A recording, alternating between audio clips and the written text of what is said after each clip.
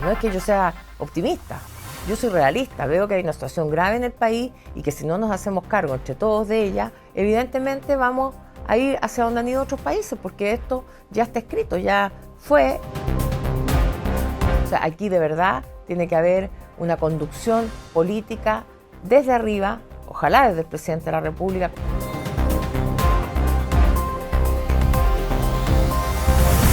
Muy buenas tardes, hoy estamos con una líder muy importante de la izquierda chilena que la iba a presentar de una manera, pero dada la coyuntura tengo que decir que, ayer habló de que hubo un portonazo político de parte de la derecha porque se eligió como nuevo presidente del Senado a José García Ruminot, no cumpliéndose así con un acuerdo que se tenía de antemano. Estamos hablando de la senadora y de la presidenta del Partido Socialista, Paulina Bodanovich. Aquí Rosario Moreno, estamos en el primer capítulo de Contracara. Bienvenidos. ¿Cómo estás, Paulina?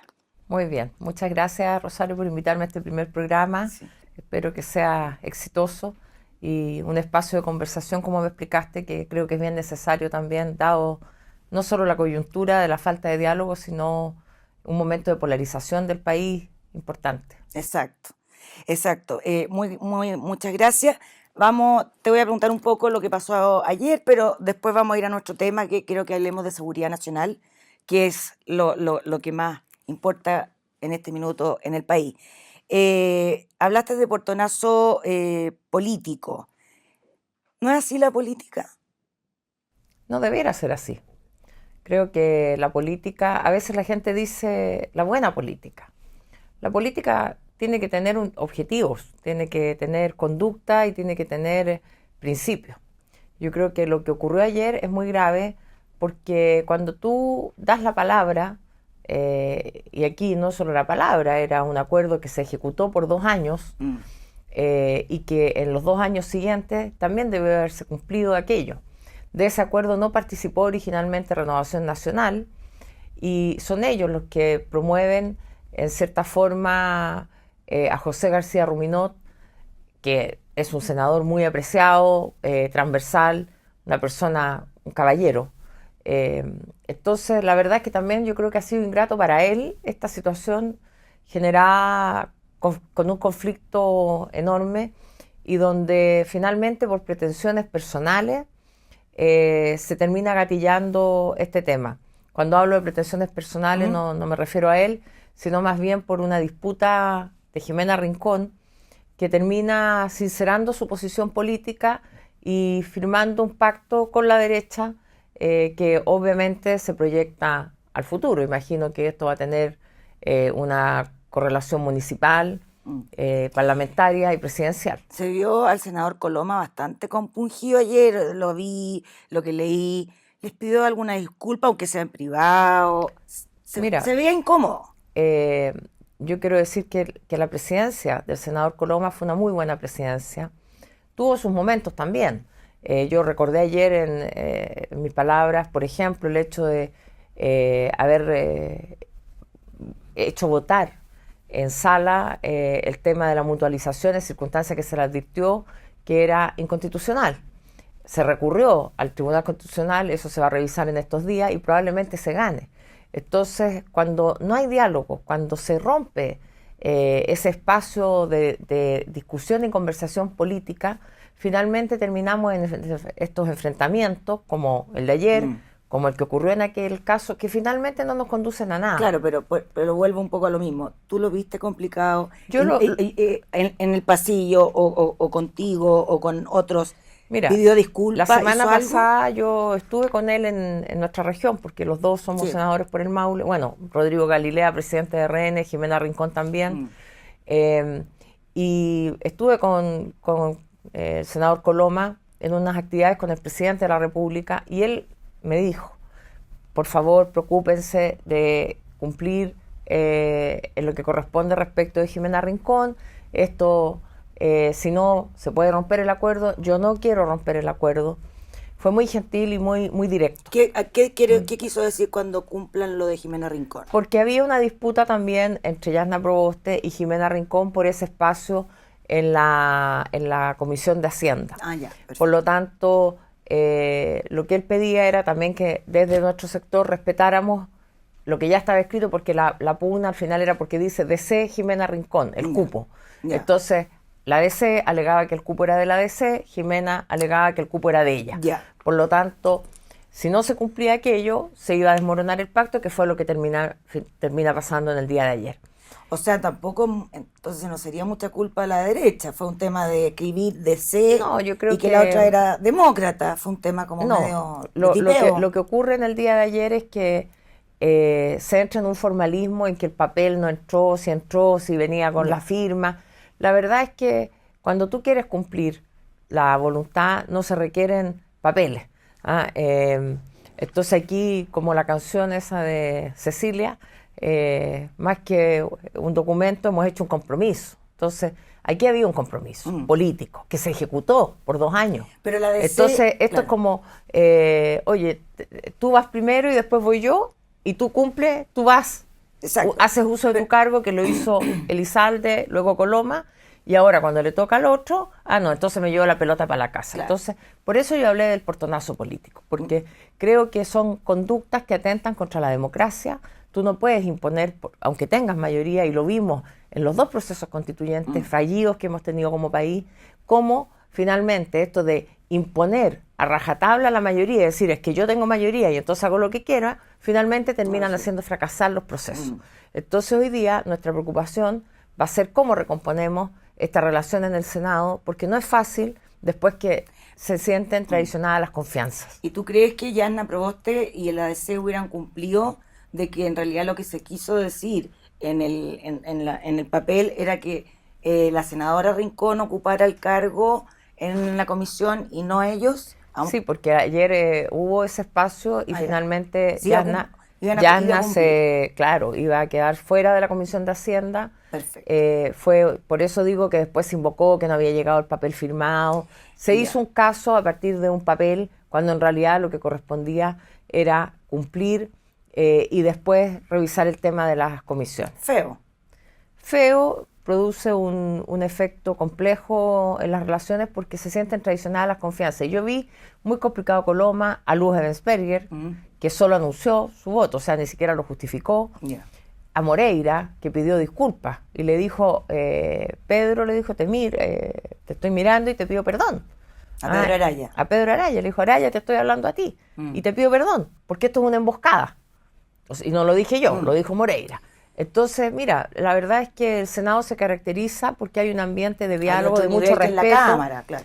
De mucho respeto y de finalmente, como históricamente el Senado ha estado más bien empatado, siempre ha habido que hacer este diálogo y esta conversación para llegar a acuerdos.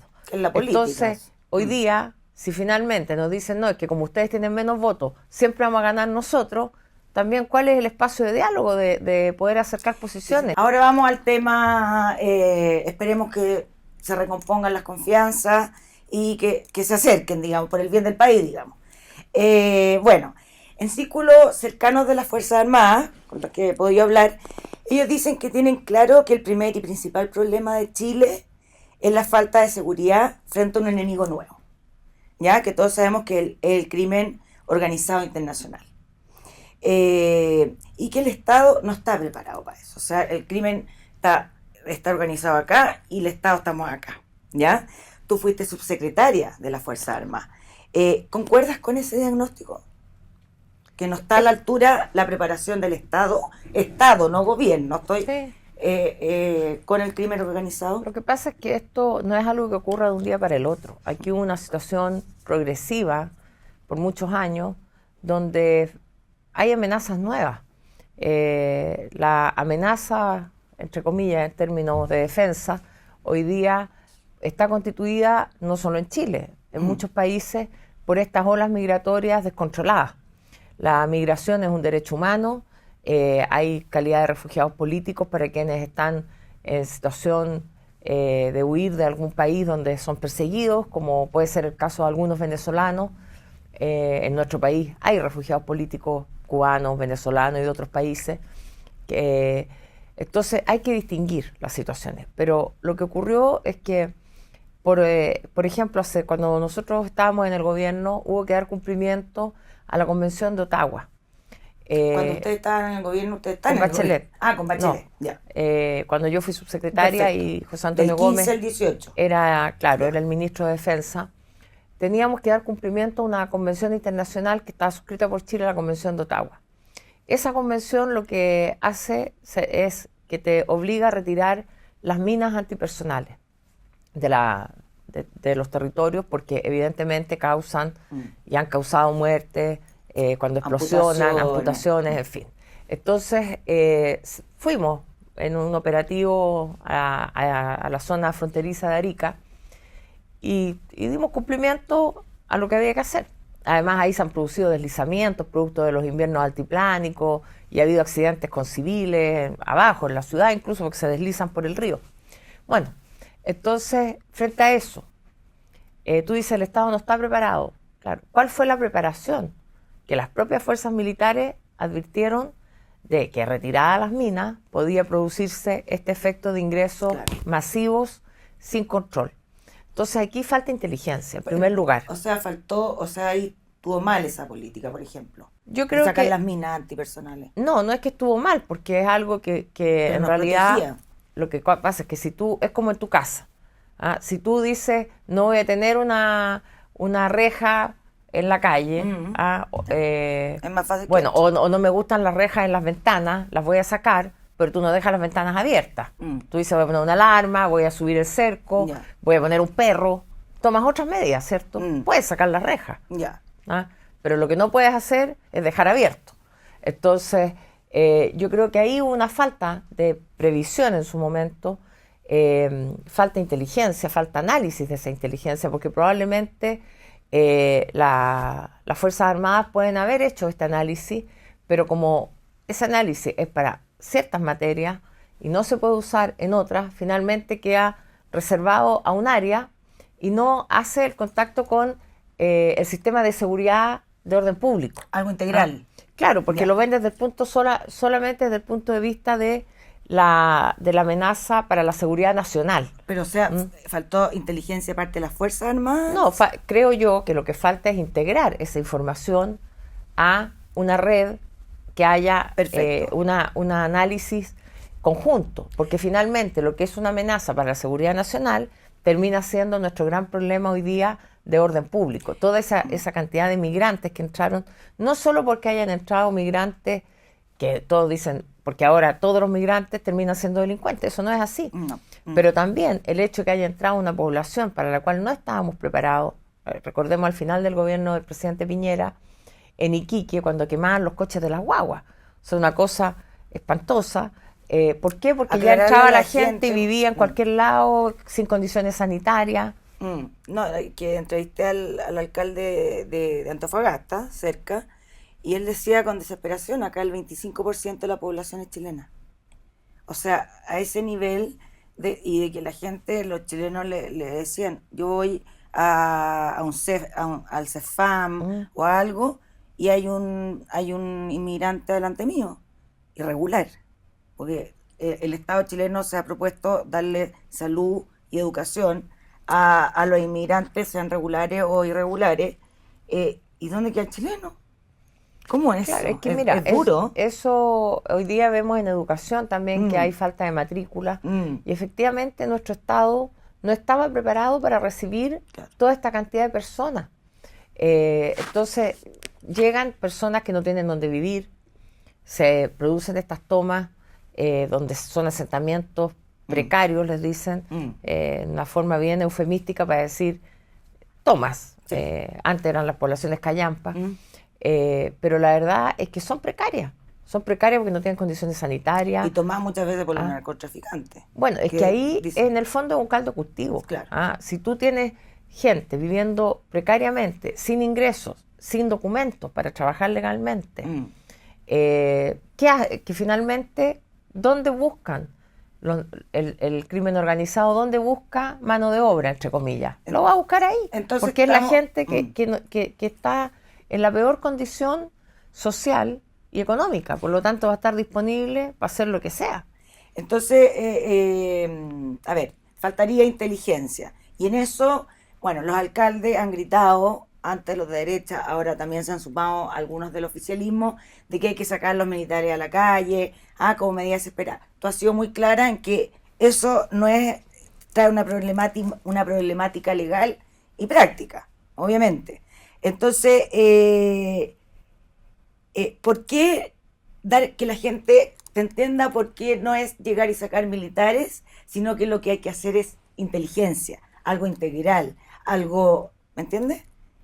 Porque mira, que... si fuera tan fácil, estarían los militares y se habría solucionado el problema. Yeah. Entonces, claro, a lo mejor no soy tan popular, porque sumarse al carro de la victoria es bien fácil. Sí, pongamos a los militares en todos lados.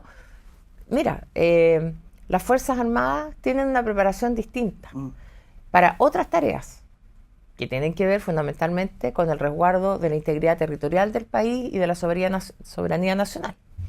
Entonces muchos te dicen, bueno, pero prepárenlos, cámbienle las armas. Bueno, entonces no quieres un militar, lo que tú quieres es un policía. Porque si yo al militar lo entreno para otra tarea, le cambio el armamento, ya no es un militar. Entonces, claro, si tú quieres necesitas un enfermero y traes médico, bueno, pero al médico le quitas el bisturí, pero termina siendo un enfermero. Pero supongamos, o sea, tú no estarías de acuerdo con preparar, porque lo que dicen, habría que preparar a los militares en el combate como ser policía, digamos, eso es lo que han dicho. Pero bueno, ¿y quién va a hacer la tarea de los militares? La tarea esencial de ellos, ¿quién la va a hacer? ¿A quién vamos a preparar? Perfecto, entonces, tampoco es un tema de entrenarlos para sacarlos a las calles y que en 8 meses más, sí, se entrenaron y vamos, que es lo que se ha propuesto también. Es que mira, tú cómo vas por eso pongo el ejemplo de un médico y un enfermero. No sé, el enfermero tiene unas tareas, el médico tiene otras. Entonces tú puedes entrenar, puedes reconvertir, pero ¿quién va a hacer la tarea? Si todos los médicos se vuelven enfermeros, ¿quién va a ser el cirujano? Exacto. ¿Me entiendes? ¿Quién va a hacer la operación? Necesitamos más enfermeros, entonces todos los médicos van a ser enfermeros. ¿Qué hay que hacer? ¿Qué hay que hacer pensando integralmente con inteligencia? Requiere una fuerza de tarea importante, requiere un mando único. Hoy día tenemos dispersión de funciones, de tareas, y aquí lo ha planteado José Antonio Gómez, que era mi jefe, el ex ministro de Defensa, lo hemos estado conversando mucho, un mando único, que tiene que ser el presidente de la República. Este es el principal problema que tiene el país hoy día, por lo tanto la conducción debe asumirla el presidente de la República, nombrando comités, un comité de seguridad, un comité de inteligencia, un comité operativo, pero que donde el mando sea uno, porque lo que tenemos hoy día es dispersión de funciones, dispersión de tomas de decisión. ¿Por qué no lo ha hecho el presidente? Bueno, yo no puedo decir por qué no lo hace, porque también uno da ciertas ideas desde lo que ha sido nuestra experiencia, de lo que tú ves, la duplicidad de funciones, de lo que han sido buenas prácticas y buenas experiencias. Los militares tienen algo bueno. Ellos hacen una evaluación de cada acción que hacen, la evalúan, y ven los puntos buenos y en los que fallaron después de cualquier acción. Por lo tanto, hay que evaluar también qué es lo que ha sido bueno en la macrozona sur, qué es lo que ha resultado en la frontera norte y qué es lo que no ha resultado. Pero ¿hasta cuándo, Paulina? Porque pasan los días y esto ya, esta comisión que tú dices así muy jerárquica y muy integral, debiera ya estar andando, porque como me decían estas fuentes, o sea, lo que ellos necesitan es una estrategia, un objetivo, plazos, que el que no cumple el plazo para afuera, algo muy así, y como que aquí se ve que si se va a mandar, si se va a votar o no el tema de la infraestructura crítica, el presidente Boric dijo que se podía estudiar el mandar a los militares a la calle, pero que eso significaba leyes. Después la Camila Vallejo dijo que hasta se podía hacer por decreto, pero que el ideal era que fuera a través del Congreso. Entonces, no veo la inteligencia ahí. Es que esto, mira, una parte es lo que tienen las fuerzas policiales, porque en el fondo lo que queremos es que los militares cumplan funciones de orden público. Entonces, digámoslo en términos generales, una parte de la solución es tener más policías o más fuerzas policiales en orden público. Esa es una parte del problema. Eso puede ser disuasivo, puede ser preventivo. Tenemos 50 y tantos mil carabineros, las Fuerzas Armadas en total. Las 3 ramas tienen 70.000. Entonces, también para que dimensionemos lo que significa carabineros respecto de las otras 3 ramas. Entonces, una parte es tener más gente en la calle, sí, pero eso no, tú puedes poner, no sé, podrías poner un militar o un carabinero cada 2 cuadras y probablemente van a seguir ocurriendo delitos porque los delitos no son como antes, que ya no es el carterazo, no, son delitos que están organizados a otro nivel, que tienen que ver con hacer inteligencia económica, con perseguir la ruta del dinero, con tener inteligencia. No, pero no solo prevenir, investigar. Mira, ¿por qué los delitos en Chile los descubre CIPER? Dime tú, ¿por qué CIPER puede llegar a la información de Dominga? O sea, el periodismo ha sido más efectivo, y lo ha sido siempre. María Olivia Monkever, recordemos, o sea, las investigaciones, los zarpazos del Puma, Patricia Verdugo. Bueno, entonces, ¿por qué el periodista en Chile investiga y encuentra información y no la encuentra el Ministerio Público? Que es el órgano autónomo que tiene que investigar, que tiene que conducir la investigación, que tiene que dirigir a las policías, porque las policías no se mandan solas, entonces, la manda el Ministerio Público. Por eso de repente no te pican las manos como de... Por supuesto. Como, ¿hasta cuándo? Yo hasta hace 2 años ejercía como abogado, ejercí toda mi vida, más de 20 y tantos años ejerciendo.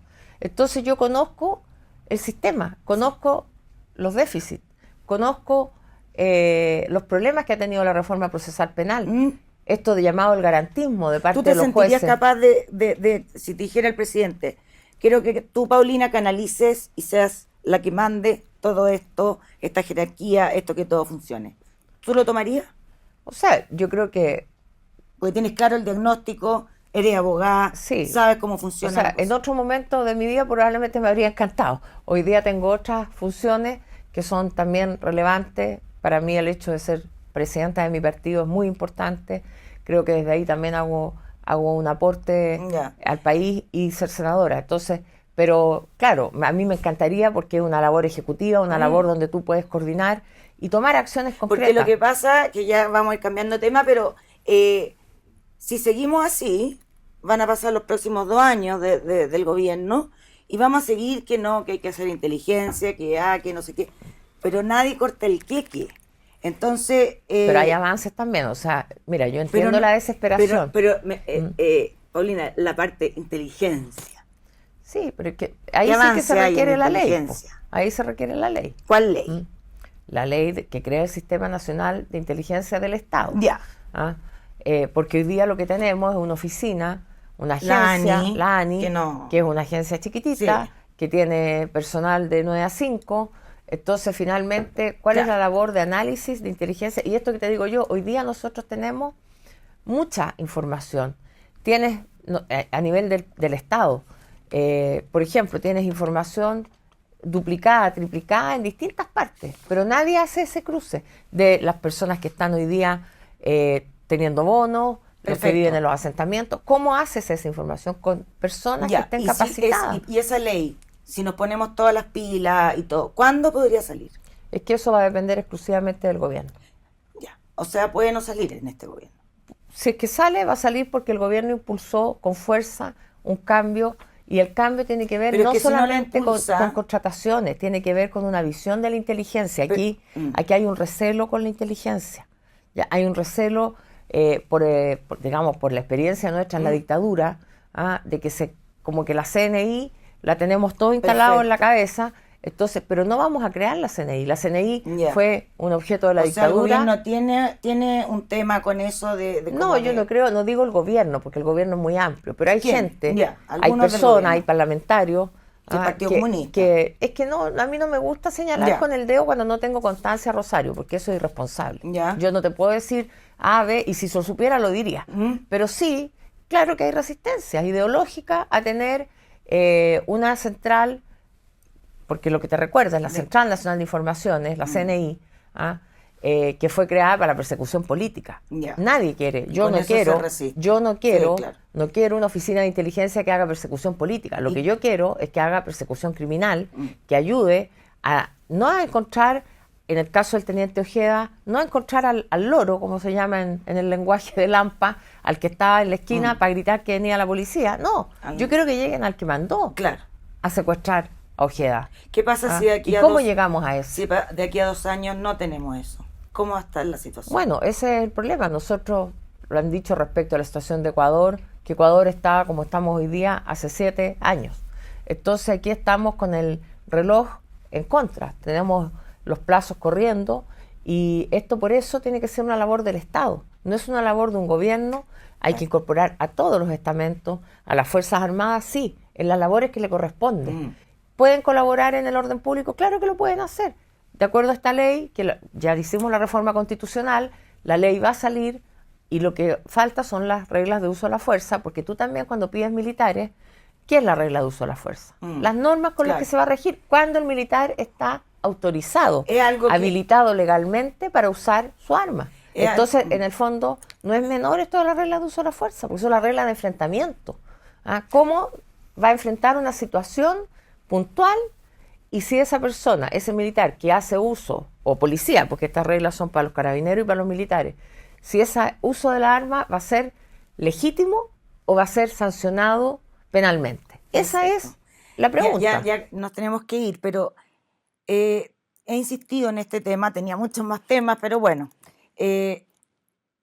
porque he hablado también con gente, con políticos de varias, y dicen, en 2 años más yo me puedo ir del país, por lo mal que va a estar en tema de narcotráfico, de crímenes y todo eso. Pero la mayoría de la gente se tiene que quedar. Pero mira, yo creo que los agoreros hace 2 años también dijeron que el país iba a entrar en una recesión, que la inflación iba a ser del 1000%, y tenemos un país en que se ha controlado la inflación, en que tenemos posibilidades de crecimiento, y en materia de seguridad no es que no se haya hecho nada, se ha hecho mucho.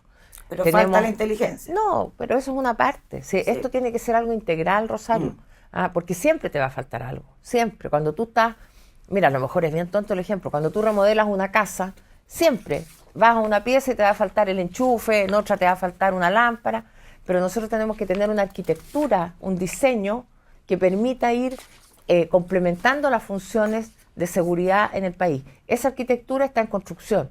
Y no es culpa de este gobierno, y no lo digo porque yo sea parte del gobierno, sino porque esto es un problema que viene de muy atrás del Estado, y que ha demorado en tomarse decisiones por distintos motivos. De hecho, tú dijiste ahora en marzo, la seguridad es el gran tema que ha tenido este gobierno y será su legado haber normalizado el país. ¿Lo sigue sosteniendo? Ojalá que así sea. Yo voy a trabajar, por eso estamos desde nuestro partido trabajando por aquello. Como senadora también integro la Comisión de Seguridad, voy a la Comisión de Defensa permanentemente. O sea, yo creo que cada uno tiene que hacer lo que corresponde. No es que yo sea optimista, yo soy realista. Veo que hay una situación grave en el país y que si no nos hacemos cargo entre todos de ella, evidentemente vamos a ir hacia donde han ido otros países, porque esto ya está escrito, ya fue en otros países, y por lo tanto nuestra obligación como parlamentaria, como presidente de un partido, es conducir esta situación y rápido a que todo el espectro político, pese a todas las diferencias, pese a lo que pasó ayer, tengamos como prioridad la seguridad del país y tomemos las medidas adecuadas, no solo legislativas. Aquí hay medidas de todo orden que tienen que ser apoyadas, medidas en gendarmería, tiene que haber tolerancia cero a la corrupción en todas las instituciones, sea aduana, impuestos internos, gendarmería. O sea, aquí de verdad tiene que haber una conducción política desde arriba, ojalá desde el presidente de la República, con una conducta y una decisión como es respecto del principal problema del país hoy. Perfecto. Muchas gracias, Paulina, por haber venido a este primer programa de Contracara. Que te vaya bien. Y bueno, a la gente que nos está viendo, los invitamos nuevamente el próximo miércoles a las 19 horas a vernos. Que estén bien. El Líbero, la realidad como no la habías visto. Haz que estos contenidos lleguen más lejos haciéndote miembro de la Red Líbero.